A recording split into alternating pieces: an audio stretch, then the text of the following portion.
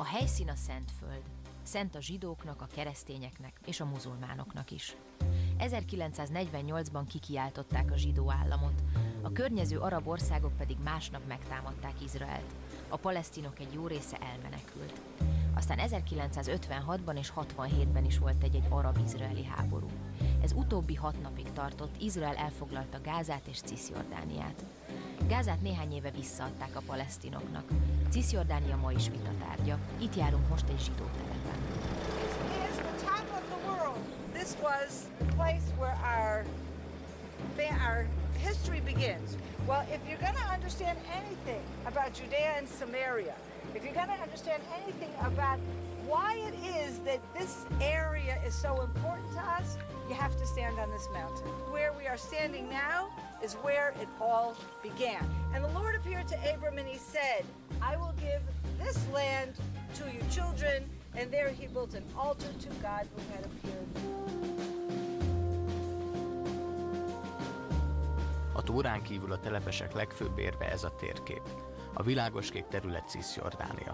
Ha teljesen átengednék a palesztinoknak, a határ 6 kilométerre lenne az izraeli repülőtértől, 18 kilométerre Tel Avivtól és 9 kilométerre Netanyától, ez pontosan 2 perc helikopterrel. Katonai szempontból védhetetlen, a palesztinok viszont így továbbra is állam nélkül maradnak.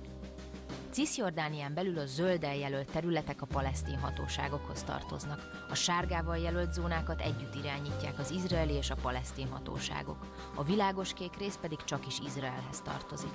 A telepesek azok a többnyire mélyen vallásos zsidók, akik szerint egész Izraelt be kell népesíteni, de nem zónákra osztva, hanem a Bibliában megígért területeknek megfelelően.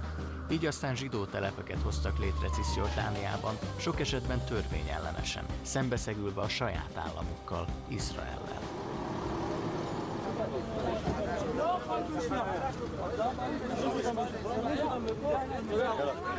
Why do they need so many soldiers and police at the prayer? They're afraid that the people start walking, and it's not good for them. Because there are Arabs around or what? Of course. Yeah? This is inside the village, the Arab village.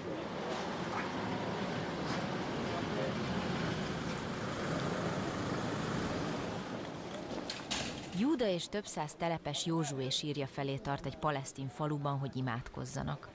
Józsué volt a 12 kém egyike, akiket Mózes kiküldött, hogy felmérjék az ígéret földjét, aztán átvezette a zsidó népet a Jordánon túlra, a mai Ciszjordánia területére. But you always have this amount of soldiers. Yes. Just for kids. You don't take a risk. You check the grave. Some Arabs put a bomb.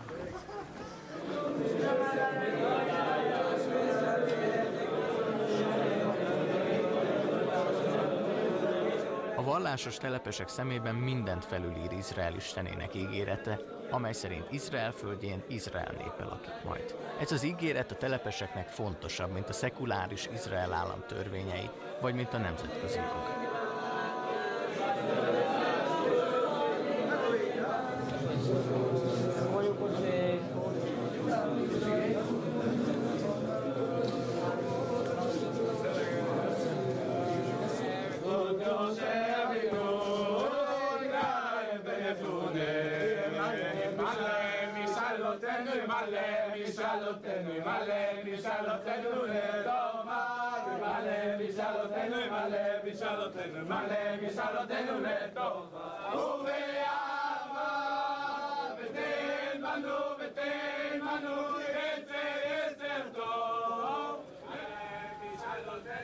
A telepesek ügye leginkább azért kényes Izrael számára, mert időről időre béketárgyalásokat folytat a palesztinokkal, többek között egy független palesztin állam lehetőségéről.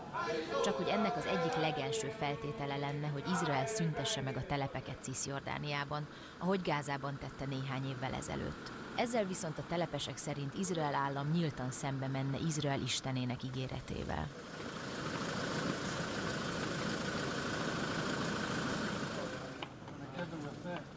This is the situation that we must pass.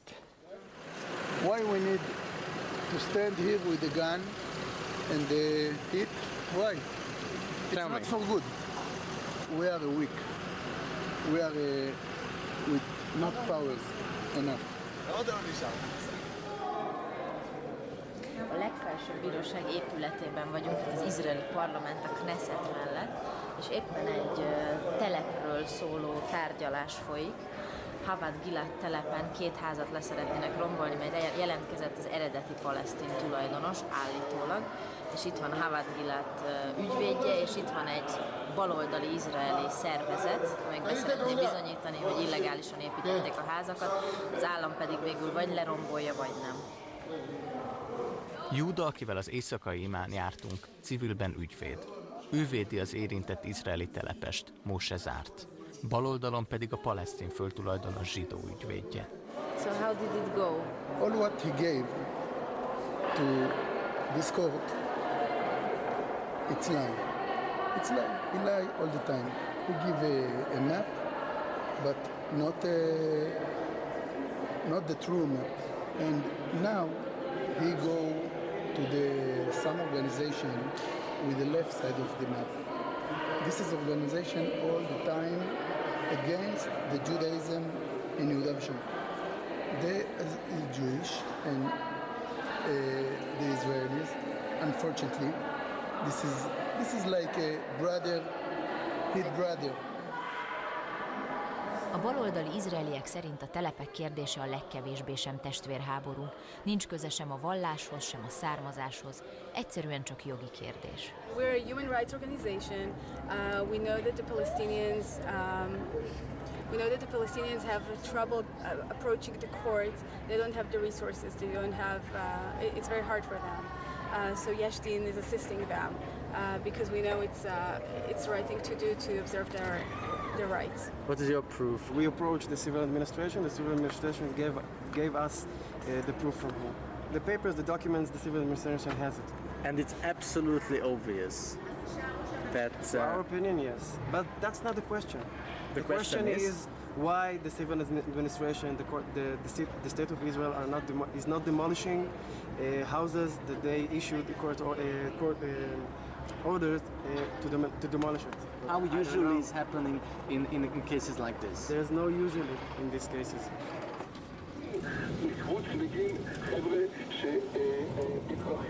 I go now to Havad Gilad to bring something to Yehuda Shimon and go after another place.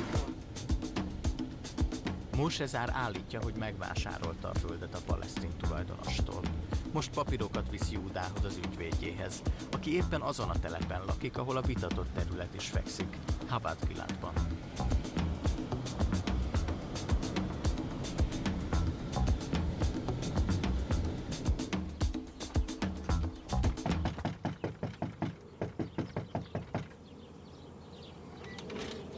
Shalom! You are with the most important man in Israel. Are you serious? Thank you. I love him so much. And I love your husband very much. Móse Zárt azért tartja Júda felesége a legfontosabb embernek Izraelben, mert sokat tett a ciszjordániai telepekért, vagy ahogy ők mondják, a bibliai ígéret beteljesítéséért. Móse több háborúban harcolt, az egyik szemét is így vesztette el. Később a telepesek föld alatti szervezetében tevékenykedett, robbantásos merényletet követtek el az egyik palesztin vezető ellen, emiatt Izraelben börtönbe is zárták. Móse évtizedek óta földeket vásárolt Ciszjordániában palesztin tulajdonosoktól, hogy aztán zsidó telepek épülhessenek. Az ilyen üzletek nyélbeütése egyébként nem könnyű feladat, mert a palesztinok halállal büntetik azt, aki eladja a földjét egy zsidónak. A telepes mozgalom a 67-es háború után kezdődött, amikor Izrael elfoglalta a palesztin területeket. Vallásos családok költöztek ki a pusztaságba, sokáig sátrakban laktak, aztán házakban, ma már sok telepen iskola és óvoda is van. Izrael állam több zsidó telepet is lerombolt, mondván, hogy jogellenesen épültek a palesztin területekre. Bárhogy is, Móse Zárnak papírja van róla, hogy megvásárolta Havad Gilad